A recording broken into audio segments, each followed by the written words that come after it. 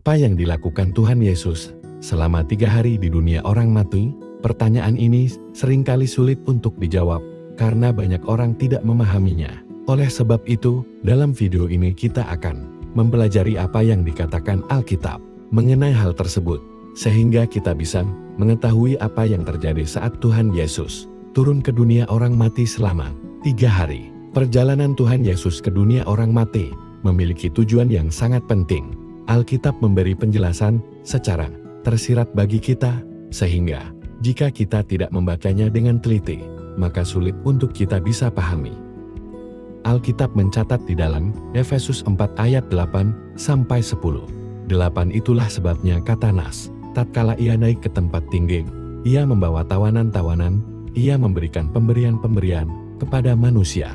9 bukankah ia telah naik berarti bahwa ia juga telah turun ke bagian bumi yang paling bawah?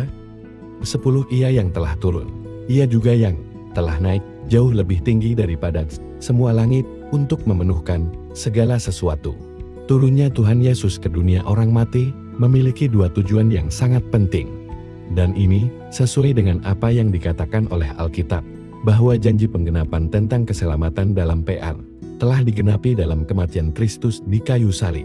Pertama, bahwa orang-orang kudus yang telah mati pada zaman perjanjian lama belum menerima janji keselamatan yang secara simbolik mereka imani lewat pengorbanan anak domba. Sehingga tujuan kedatangan Tuhan Yesus ke dunia orang mati, seperti yang dijelaskan dalam surat Efesus adalah untuk menyampaikan penggenapan keselamatan telah dikerjakan, dan mereka bisa menikmati keselamatan itu dengan menerima hidup kekal di dalam Firdaus. Sehingga dikatakan dalam Matius 27 ayat 52, dan kuburan-kuburan terbuka, dan banyak orang kudus yang telah meninggal bangkit. 53, dan sesudah kebangkitan Yesus, mereka pun keluar dari kubur, lalu masuk ke kota kudus dan menampakkan diri kepada banyak orang. Yang kedua, tujuan kedatangan Tuhan Yesus ke dunia orang mati adalah untuk mengalahkan kutuk maut atau kematian kekal di neraka. Sampai saat ini, tidak seorang manusia pun yang mampu membebaskan dirinya dari kutuk kematian atau maut, sehingga tidak seorang pun yang bisa bebas dari hukuman kekal tersebut.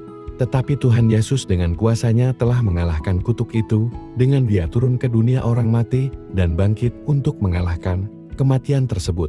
Tanpa kematian Kristus, maka tak seorang pun yang bisa terbebas dari maut atau kematian kekal.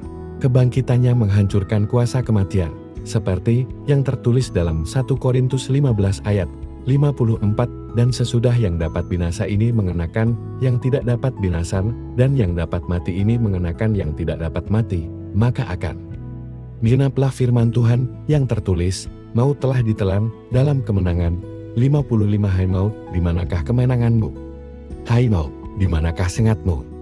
Jadi tujuan Tuhan Yesus turun ke dunia orang mati selama 3 hari adalah 1. Untuk menggenapi janji keselamatan di zaman PR, sehingga orang kudus yang telah mati bisa menikmati kehidupan kekal. 2. Untuk mengalahkan maut, kematian, atau neraka, sehingga setiap orang yang percaya tidak binasa melainkan memperoleh hidup yang kekal di sorga. Amin.